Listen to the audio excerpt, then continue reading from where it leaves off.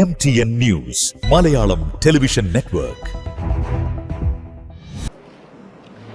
നാളെ സത്യപ്രതിജ്ഞയാണ് രാവിലെ 10 മണിക്ക്. മുഖ്യമന്ത്രിയോടൊപ്പം 6 പതിറ്റാണ്ടുകൾക്ക് ശേഷം UDF-ൽ കോൺഗ്രസിൽ സമ്പൂർണ്ണ മന്ത്രിസഭയിൽ സത്യപ്രതിജ്ഞയാണ്.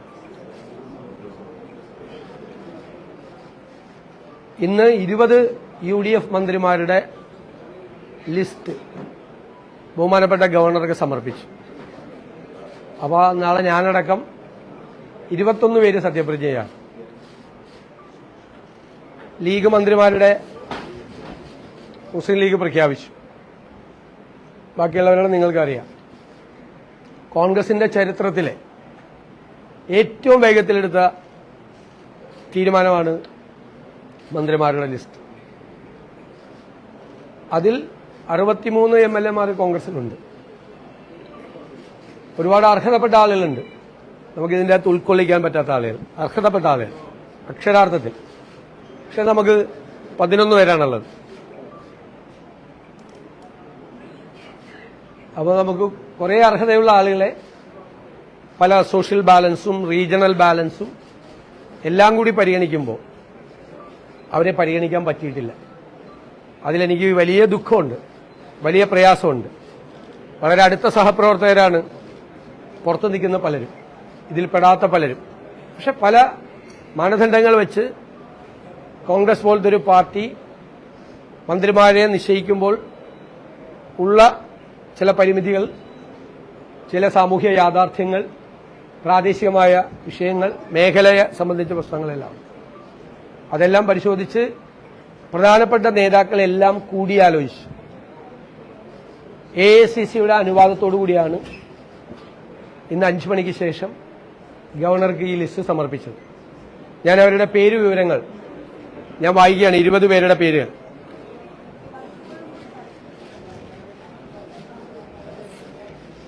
Shri PK Kunhalikutty, Shri Ramesh Chennithala, Shri Sunny Joseph, Shri K Muraleedharan, Shri Mons Joseph, Shri Shibu Baby John, Shri Anoop Jacob,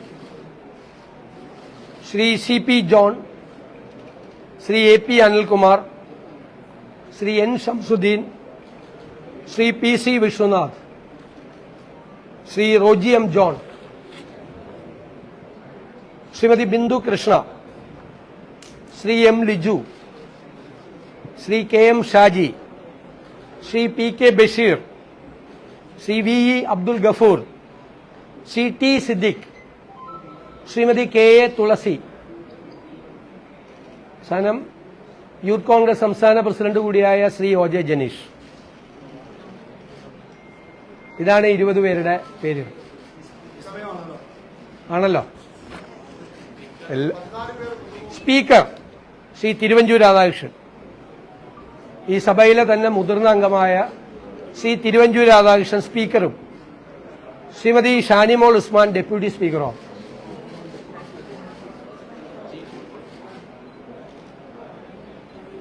chief whip അത് കേരള കോൺഗ്രസിനാണ്.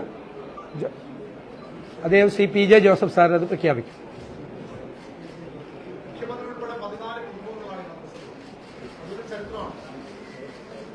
തീർച്ചയായിട്ടും പുതുമുഖങ്ങൾ വരട്ടെ, എല്ലാവർക്കും അവസരങ്ങൾ ഉണ്ടാവുമല്ലേ.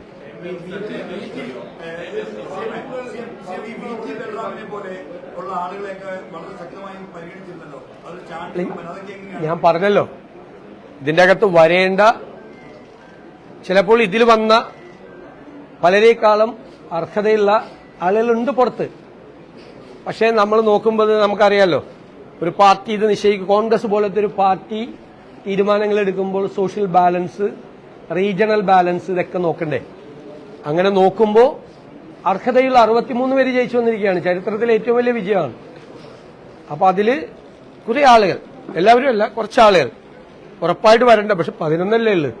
10 ഇതുവരെ ഉണ്ടായിരുന്നത് കോൺഗ്രസിന്, 11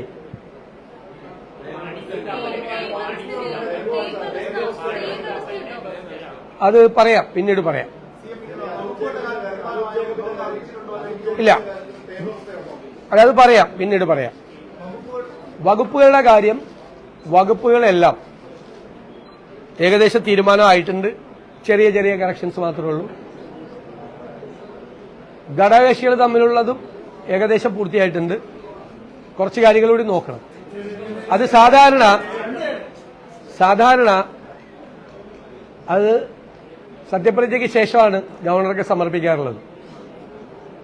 നാളെ അത് സമർപ്പിക്കും. സമർപ്പിച്ചു കഴിഞ്ഞാൽ ഗവർണറുടെ അപ്രൂവൽ കിട്ടിയാൽ അത് ഗവൺമെന്റ് പ്രസിൽ കൊടുത്ത് ഗസറ്റ് നോട്ടിഫിക്കേഷനായിട്ടാണ് വരുന്നത്. പ്രഖ്യാപിക്കാറില്ല. അതാണ് അതിന്റെ കൺവെൻഷൻ.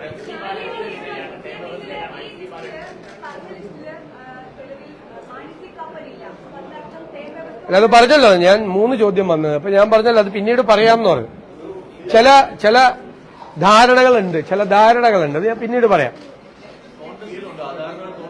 അത് പറയാം, എന്തെങ്കിലും ഉണ്ടെങ്കിൽ പറയാം, അറിയിക്കാം.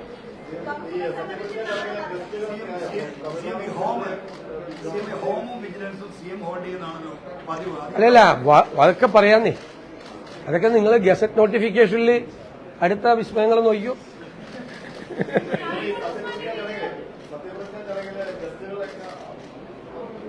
അതായത് കോൺഗ്രസ് പ്രസിഡന്റ് ശ്രീ മല്ലികാർജുൻ ഖാർഗെ, ശ്രീ രാഹുൽ ഗാന്ധിജി, ശ്രീമതി പ്രിയങ്ക ഗാന്ധിജി,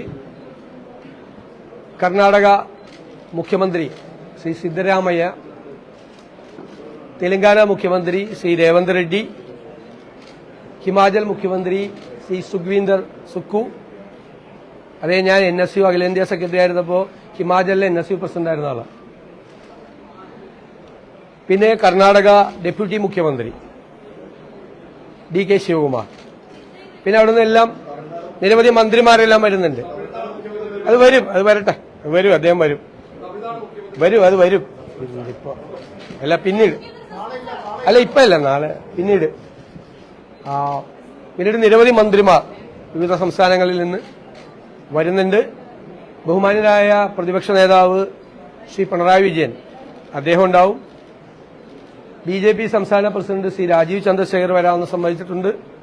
ശ്രീ ബിനോയ് വിശ്വം വരാമെന്ന് സമ്മതിച്ചിട്ടുണ്ട്. വിവിധ കക്ഷി നേതാക്കൾ ഉണ്ടാവും. ഏറ്റവും ബഹുമാന്യനായ ശ്രീ പാണക്കാട് സാദിഖ് അലി ശിഹാബ് തങ്ങൾ ഉണ്ടാവും. എല്ലാവരും ഉണ്ടാവും. ഒന്നും തീരുമാനിച്ചിട്ടില്ല, ഒന്നും പറയില്ല. ഒരു ഡിമാൻഡും അവരാരും വെച്ചിട്ടില്ല, ഒരു ഡിമാൻഡും. അത്തരം കാര്യങ്ങളിലേക്ക് ഞങ്ങൾ ചർച്ച നടന്നിട്ടില്ല.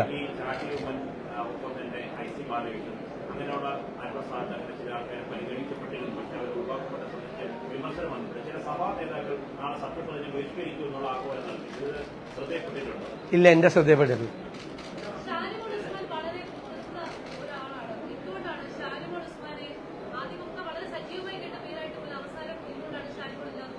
ഇല്ല, ഞാൻ വ്യക്തിപരമായിട്ട് ആരെക്കുറിച്ചും പറയുന്നില്ല. ഞങ്ങൾ ചർച്ച ചെയ്യാത്ത പേരുകൾ പോലും നിങ്ങൾ പറഞ്ഞുകൊണ്ടിരിക്കുകയായിരുന്നു. ഞാൻ എന്ത് ചെയ്യാൻ പറ്റും? നിങ്ങൾ തന്നെ മന്ത്രിസഭാ ലിസ്റ്റ് ഉണ്ടാക്കാൻ പോയാൽ നമ്മൾ എന്ത് ചെയ്യും? നിങ്ങൾ എല്ലാവരും ലിസ്റ്റ് ഉണ്ടാക്കിയിട്ടുണ്ടായിരുന്നു, മന്ത്രിസഭാ ലിസ്റ്റ്.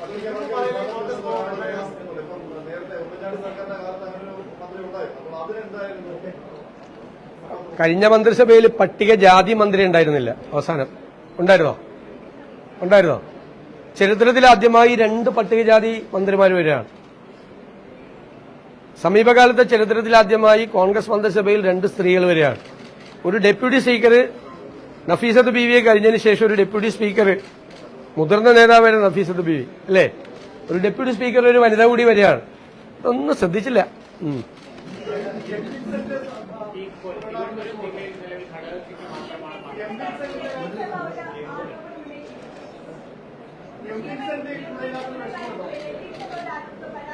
ഞാൻ നിങ്ങൾ വ്യക്തിപരമായി ഞാൻ പറഞ്ഞല്ലോ, ഭയങ്കര മിടുക്കരായിട്ടുള്ള ആളുകൾ, ഇതിൽ വരേണ്ട ആളുകൾ, അർഹരായ ആളുകളുണ്ട്. നോക്കണ്ടേ?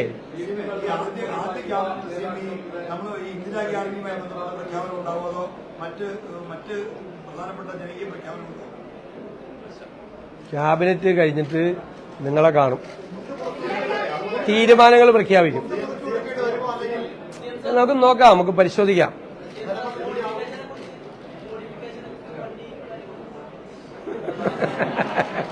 നമുക്ക് പറഞ്ഞിട്ടുണ്ടെങ്കിൽ അത് പറഞ്ഞിട്ടുണ്ടല്ലോ, അതൊക്കെ നടക്കുമല്ലോ. പറഞ്ഞതൊക്കെ നടത്താനല്ലേ നമ്മൾ വന്നിരിക്കുന്നത്. അല്ലേ? ഞങ്ങളെല്ലാവരും വന്നിരിക്കുന്നത് ജനാഭിലാഷങ്ങളെ യാഥാർത്ഥ്യമാക്കാനാണ്. ചെറുപ്പക്കാരുടെ ആഗ്രഹങ്ങളെ, അവരുടെ ആഗ്രഹങ്ങളെയാണ്. അല്ലാതെ വെറുതെ വോട്ട് കിട്ടാൻ വേണ്ടി പറഞ്ഞതാണ്. പറഞ്ഞ വാക്കിന് വ്യവസ്ഥയിലേക്ക് പിന്നെ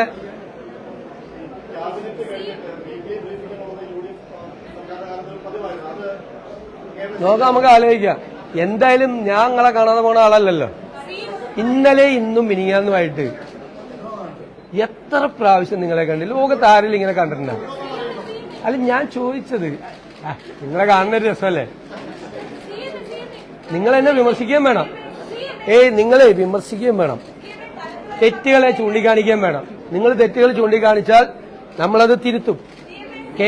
പ്ലീസ് ഞാൻ പറഞ്ഞോട്ടെ, കേരളത്തിലെ മുഖ്യമന്ത്രി ആകാൻ പോകുന്നയാൾ വിമർശനത്തിന് അതീതനല്ല. വിമർശിക്കണം, പക്ഷെ ആകാശത്ത് നിന്ന് വാർത്തയുണ്ടാക്കരുത്. വാർത്തയുണ്ടാക്കി കഴിഞ്ഞാൽ ഞാൻ പിന്നെ അതിനെന്തിനാ മറുപടി പറയണം?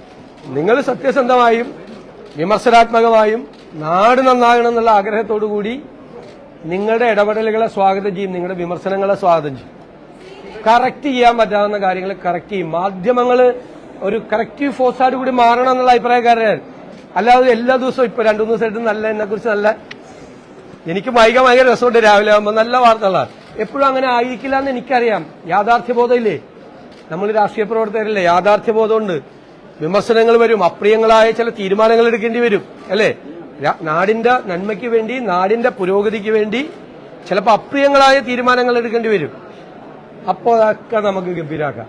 അത് നിങ്ങളെല്ലാവരും സഹകരിക്കണം. നിങ്ങൾ ആലോചിക്കണം, ഒരു പുതുയുഗ കേരളത്തിന് തുടക്കമിടാൻ വേണ്ടിയിട്ടാണ് UDF വരുന്നത്. അത് ഞങ്ങളുടെ മാത്രം ഉത്തരവാദിത്വമല്ല, നിങ്ങളുടെ കൂടി ഉത്തരവാദിത്വമാണ്, മാധ്യമങ്ങളുടെ കൂടെ ഉത്തരവാദിത്വമാണ്. അപ്പൊ അത്തരം കാര്യങ്ങളിൽ ഒരു പോസിറ്റീവ് അപ്രോച്ച് നിങ്ങളുടെ ഭാഗത്ത് നിന്ന് ഉണ്ടാകണം. ഞാൻ നിങ്ങളോട് മാത്രമല്ല, മാധ്യമങ്ങളോട് മൊത്തമായിട്ട് ഞാൻ അത് പറയാം. നല്ല കാര്യങ്ങൾ വരുമ്പോൾ നമുക്കതിനെ പ്രോത്സാഹിപ്പിക്കുകയും നല്ല രീതിയിൽ ചെയ്യുകയും ചെയ്യാം. തെറ്റായ കാര്യങ്ങൾ വരുമ്പോൾ നിങ്ങൾ വിമർശിച്ചാൽ എന്താ? അത് വേണം എന്നുള്ള അഭിപ്രായമാണ് ഞാൻ. ആ അഭിപ്രായമാണ്. ഞാൻ നെഹ്റുവിയനാണ്, നിങ്ങൾക്ക് അറിയില്ലേ? ഇല്ലേ? ആ നെഹ്റുവിയൻ സോഷ്യലിസ്റ്റാണ് ഞാൻ. കാർട്ടൂണിസ്റ്റ് ശങ്കർ അദ്ദേഹത്തെക്കുറിച്ച് കാർട്ടൂൺ വരയ്ക്കാതെ വിമർശിച്ച് കാർട്ടൂൺ വരയ്ക്കാത്തതിന് പരിഭവം പറഞ്ഞ ആളാണ്. അദ്ദേഹത്തെ ഇഷ്ടപ്പെടുന്ന ഒരാളാണ് ഞാൻ.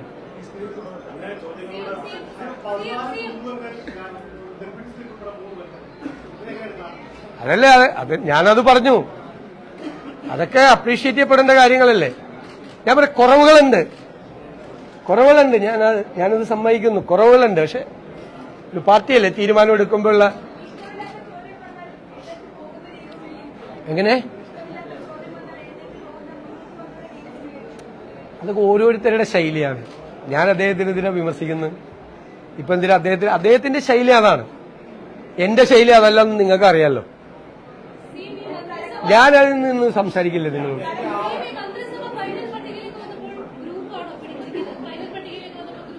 വേണമെങ്കിൽ നോക്കാം, അങ്ങനത്തെ ഒരു വാർത്ത കൊടുക്കാം.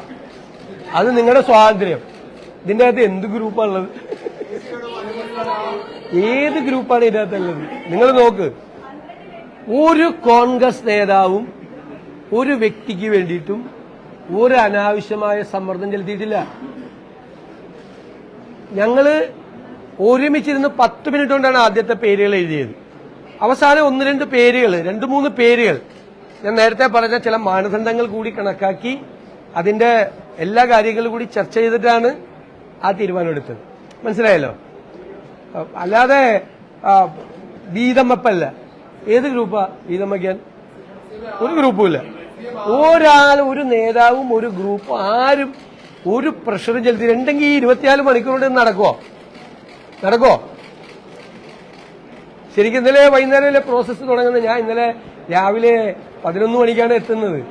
ഞാൻ പ്രധാനപ്പെട്ട ആളുകളെ കണ്ടതിന് ശേഷം ഇന്നലെ ഏകദേശം വൈകുന്നേരം 5 മണിക്കാണ് ഇതിന്റെ ഒരു സ്റ്റാർട്ട് ചെയ്യുന്നത് ചർച്ച.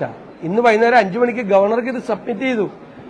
മറ്റ് നേതാക്കന്മാര് കോൺഗ്രസിന്റെ അകത്ത് ഘടകകക്ഷികളുടെ അടുത്ത് അവർ സഹകരിച്ചില്ലെങ്കിൽ നടക്കും ഇത്. നിങ്ങൾ അതൊക്കെ ഒന്ന് ആലോചിക്കുക. നടക്കുക ശരിയല്ലേ ഞാൻ പറഞ്ഞത്?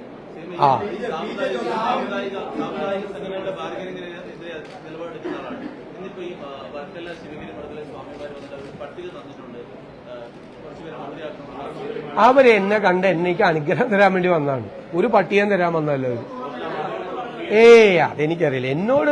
എനിക്കൊരു പട്ടിയം എന്റെ കയ്യിൽ തന്നിട്ടില്ല. അവരെന്നെ വന്ന് അനുഗ്രഹിച്ചിട്ട് പോയി. ഞാൻ അവിടെ ചെല്ലാന്ന് പറഞ്ഞു, ശിവഗിരിയിൽ എന്ന് പറഞ്ഞു. അപ്പൊ അവർക്ക് തീർച്ചയായിട്ടും ആഗ്രഹങ്ങൾ ഉണ്ടാവും എല്ലാവർക്കും, അവരെ കൂടെ പ്രതിദാനം ചെയ്യുന്നത്.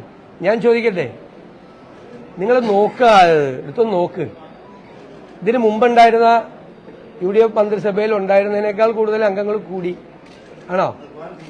പിന്നെ ഈഴവ സമുദായത്തിന്റെ ഉദ്ദേശിച്ച് നിങ്ങൾ പറഞ്ഞത് പ്രാതിനിധ്യം കൂടി. പിന്നെ മുഖ്യമന്ത്രിയേക്കാൾ വലിയ ശ്രീനാരായണീയൻ ആരാളുള്ളത്? ഞാൻ ഭയങ്കര ശ്രീനാരായണീയനാണ്. ഞാൻ ശിവഗിരി അദ്ദേഹത്തോട് പറഞ്ഞു, എനിക്ക് ആദ്യമായിട്ട് 5ാം ക്ലാസ്സിൽ പഠിക്കുമ്പോൾ ഒരു സമ്മാനം കിട്ടിയത്, അത് ഗുരുദർശനത്തെക്കുറിച്ച് ഉപന്യാസം എഴുതിയതിനാണ്. 5ാം ക്ലാസ്സിൽ പഠിക്കുന്നു, ആദ്യത്തെ സമ്മാനമാണ് കിട്ടിയത്. പിന്നെ എന്താ വേണ്ടത്?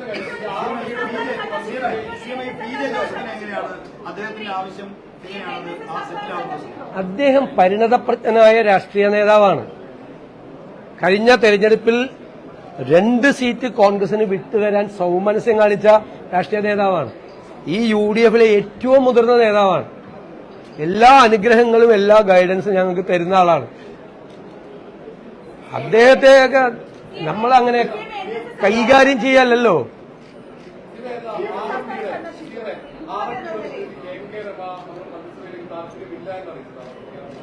ഇല്ല, അവര് UDFിലുള്ള കക്ഷിയല്ലല്ലോ, UDFിൽ പുറത്തു നിൽക്കുന്ന കക്ഷി.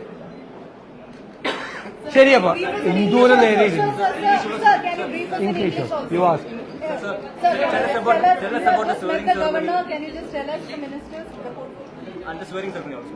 all the mics are here? All the mics are here? Everything is here, sir. You just have to read. Okay. Yeah. There is no need to tell the name. Please. പിന്നെ ഞാൻ ഒരു കാര്യം ചെയ്യുകയാണ്. ഞാൻ നിങ്ങളോട് ആരോടെങ്കിലും എപ്പോഴും ഞാൻ കറുത്ത കാറിൽ യാത്ര ചെയ്യില്ല എന്ന് പറഞ്ഞിട്ടുണ്ടാ? ഇന്നലെ 2-3 ന്യൂസിൽ കണ്ട് കറുത്ത കാറിൽ യാത്ര ചെയ്യില്ല എന്ന് പറഞ്ഞ് അന്ത കറുത്ത കാറിന് കുഴപ്പം. എന്നിട്ട് ഞാൻ ഇന്നലെ ഒരു കറുത്ത കാറിൽ കയറിയെന്നും പറഞ്ഞു. അതെന്റെ പ്രൈവറ്റ് കാറാണ്, വേറെ സുഹൃത്തിന്റെയാണ്. എന്റെ വണ്ടി കേടായപ്പോ ഞാൻ അന്ന് പറഞ്ഞത് എന്താ? നിങ്ങൾ ചോദിച്ചു മുഖ്യമന്ത്രി ഉപയോഗിച്ച കാർ ഉപയോഗിക്കുമെന്ന് ചോദിച്ചു. അപ്പൊ ഞാൻ പറഞ്ഞു, മുഖ്യമന്ത്രിക്ക് ഒരു പുതിയ കാറ് മേടിച്ചാൽ ഖജനാവ് ഇടിഞ്ഞൊന്നും വീഴില്ല.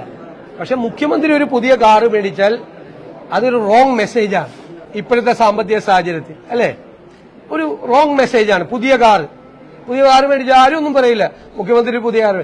പക്ഷെ ഒരു ഭരണ സംവിധാനത്തിന് ഒരു തെറ്റായ മെസ്സേജ് കൊടുക്കും. ഏത് വണ്ടിയാണ് അവൈലബിൾ എന്ന് വെച്ചാൽ ഞാനത് ഉപയോഗിക്കും. ഇനി 10,000 കിലോമീറ്റർ 1,00,000 കിലോമീറ്റർ ഓടിയ വണ്ടിയാണെങ്കിലും ഞാനത് ഉപയോഗിക്കും. എനിക്കത് മതിയെന്നേ. ഞാൻ ഭയങ്കര ലാളിത്യമുള്ള ആളാണെന്ന് അവകാശപ്പെടുകയല്ല. ഇത് നമ്മളെപ്പോഴും മുകളിലിരിക്കുന്ന ആളുകൾ കൊടുക്കുന്ന സന്ദേശമാണ്. അല്ലാതെ അതിൻ്റെ അകത്ത് ലാളിത്യമല്ല നിങ്ങൾ ചെയ്യേണ്ടത്. നമ്മൾ ശ്രദ്ധിക്കണം. അപ്പൊ ഞാൻ മറിച്ച് ഭയങ്കര വിലപിടിപ്പുള്ള ഒരു 2 കാറ് ഞാൻ വന്ന് മേടിച്ച് ഭയങ്കര സ്റ്റൈലായിട്ട് പോയാൽ നിങ്ങൾ ഒരു ദിവസമല്ലേ വാർത്ത എഴുതുള്ളൂ. അത് കഴിഞ്ഞാൽ പിറ്റേ ദിവസം പോലും മറന്നുപോയില്ല, എനിക്ക് ആ കാറിൽ പോവാല്ല. പക്ഷെ അതല്ല, അത് നൽകുന്ന ഒരു തെറ്റായ സന്ദേശമുണ്ട്. അതൊക്കെ ശ്രദ്ധിക്കണം. അപ്പൊ വെറുതെ ഈ പറഞ്ഞെന്താന്ന് കേൾക്കാതെ കറുത്ത കാറിൽ സഞ്ചരിക്കില്ല എന്ന് പറയാൻ എനിക്കെന്താ? എന്നോടെന്താ വല്ല ജോത്സ്യം പറഞ്ഞിട്ടുണ്ട് കറുത്ത കാറിൽ സഞ്ചരിക്കരുത്? ഇന്നലെ അടിച്ചു വിടുവാണ് വാർത്ത. ഞാൻ നോക്കിയപ്പോ ദേ പോകുന്നു കറുത്ത കാറിൽ പോയില്ല എന്ന് പറഞ്ഞിട്ട്. അങ്ങനെയുള്ള വാർത്തയൊന്നും ചെയ്യും.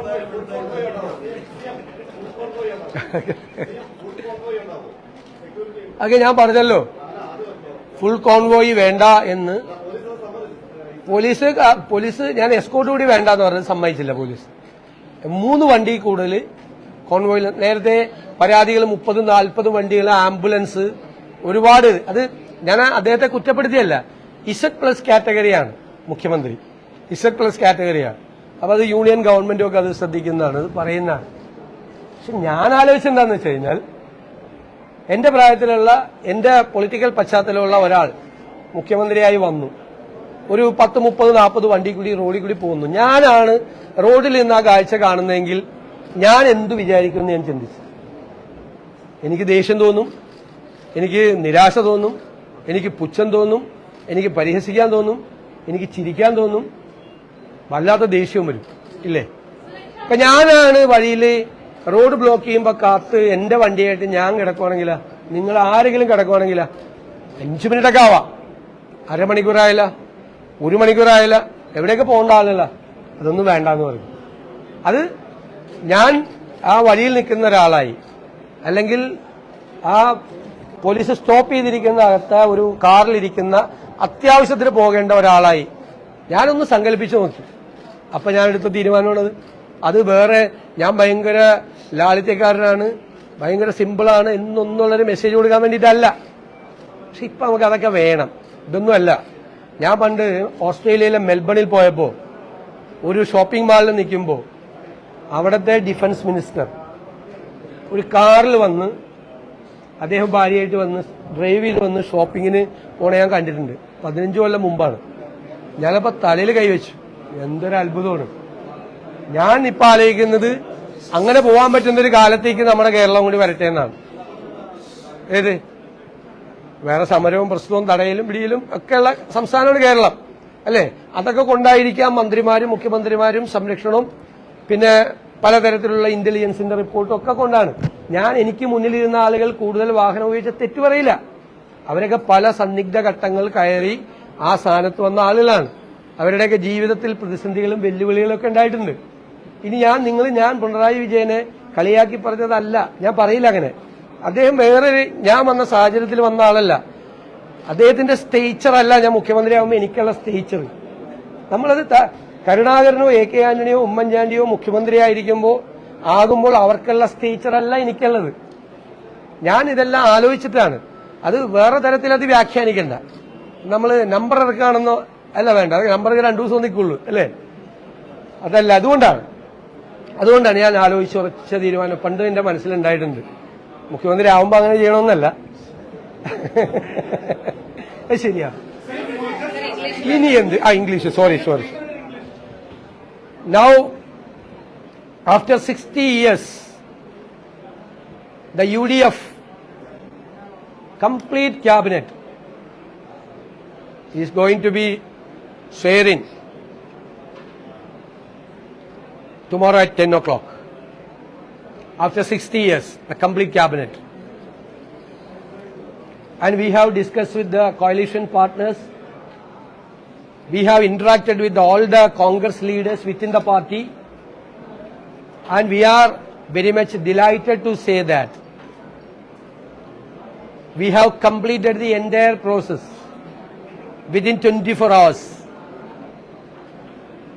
which is the fastest one in the history of Kerala. This is because even after the election, the team UDF is team UDF itself. The leaders are respecting each other. But I know that Congress is having 11 cabinet ministers. We have 63 MLAs. There are so many persons now not in the cabinet. Those who are more eligible than many others.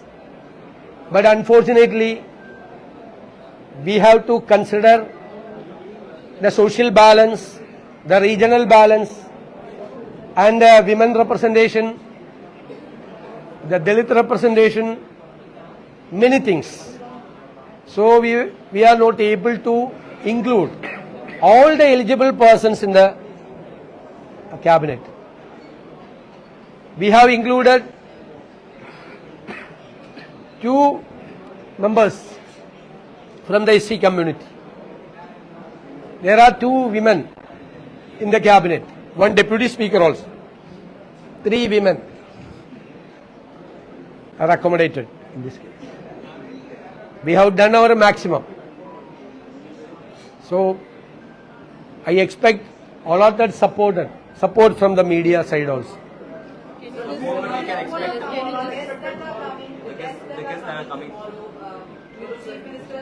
We expect Congress President Mallikarjun Kharge ji, Shri Rahul Gandhi ji, Srimati Priyanka Gandhi ji, and Karnataka Chief Minister Siddaramaiah ji, Telangana Chief Minister Revant Reddy ji, Himachal Pradesh Chief Minister Sri Sukhvinder Singh Sukhu ji, and Karnataka Deputy Chief Minister Sri D.K. Shivakumar, and many ministers from our states and of course our leader of opposition, the former Chief Minister, Shri Pinarayi Vijayan, BJP State President Shri Rajiv Chandrasekhar, the designated MLA, and Shri Binoy Vishwam, the CPI Secretary, and all of and Sadiq Ali Tangal, Panakkad Sadiq Ali Shihab Tangal, the UML President, and many UDF leaders, MPs, MLAs, VIPs, writers,